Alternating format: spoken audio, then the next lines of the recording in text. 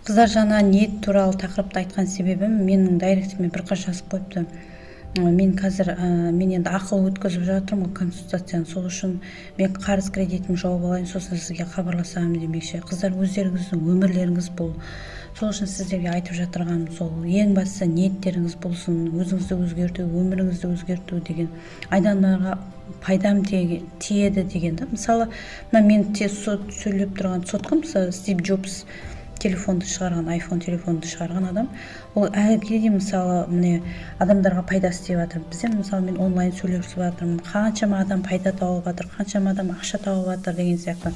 Қаншама адам өзінің білімін жеткізіп жатыр. Мен де онлайн оқып жатырмын. Сол сияқты бұл адамның ниеті, ең бастысы ниеті адамдарға пайда әкелу. Пайда әкелу деген ол Алланың құлдарына пайда әкелу. Аллах тағала бізді бақылап тұр күндіз түні.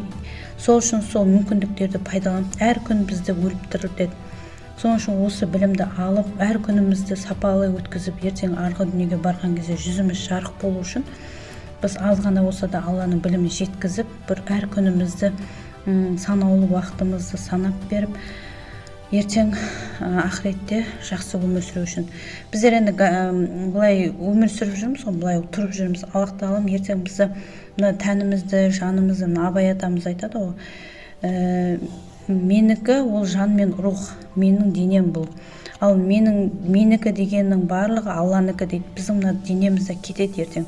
Жатамыз біздер былай осы горизонтал күйде жатамыз, болды. Біздің амалымыз тоқтайды, ниетіміз тоқтайды, біздің өмірдегі тіршіліктердің бәрі тоқтайды.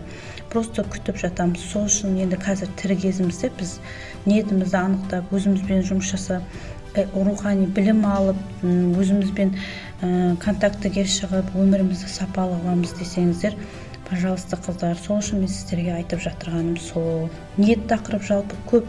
Әрбір тақырыпты қозғасаңыздар, сағат сайын кетіп қалады. Сол үшін аз-аздан видеоны осылай түсіріп сіздерге жеткіземін. Бұйырса, аманшылық болса, тағы да мен видеоларды шығарып отырамын. Ойыммен бөлісемін сіздермен.